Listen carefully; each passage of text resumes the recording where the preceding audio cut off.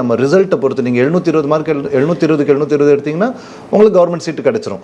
இதே இது வந்து ஒரு 550 500 அந்த மாதிரி வரும்போது ப்ரைவேட் சீட்டு பேமெண்ட் அதிகமாகிட்டு போகுது உங்களுக்கு. ஓகே, இப்போ அதனால என்ன பண்ணுறாங்க பிள்ளைங்கள், அப்போ பேரண்ட்ஸ் என்ன பண்ணுறாங்க, ஓகே நம்ம இது 11th படித்தா தான் கரெக்டாக இருக்கும் அப்படின்ட்டு அவங்க என்ன பண்ணாங்க, நம்ம ஸ்கூல் டைமிங் பார்த்தீங்கன்னா மார்னிங் 9 to 4:30 வரைக்கும் ஸ்கூல் டைம் இருக்கிறதுனால படிக்கிறதுக்கு நேரம் ஒதுக்க முடியல. அதனால் என்ன பண்ணுறாங்கன்னா எனக்கு ஸ்கூலில் வந்து ஒரு ஆஃபர் கொடுக்குறாங்க. என்னென்னா நீங்கள் வந்து இந்த கோச்சிங் கிளாஸில் சேர்ந்துக்குங்க, நீங்கள் ஸ்கூலுக்கு வர வேண்டாம், நீங்கள் வந்து ஃபீஸ் வந்து கட்டினா போதும், கோச்சிங் நீட்டுக்கும் இதுக்கும் சேர்த்து ஃபீஸ் ஸ்கூல்லேயும் ஃபீஸ் கட்டணும், கட்டணும். ஆமாம், கட்டணும். 2 இடத்துலையும் கட்டிங்க, நீங்கள் ஸ்கூலுக்கு வர வேண்டாம். ஸ்கூலில் நீங்கள் ஃபுல் ஃபீஸ் கட்டுவீங்க, ஆனால் நீங்கள் ஸ்கூலுக்கு வர மாட்டீங்க. எப்படி பாஸ் ஆக முடியும்? பாஸ் வந்து அதுதான் அது வந்து அவங்க பார்த்து 50% எடுத்தால் போதும் இல்லையா?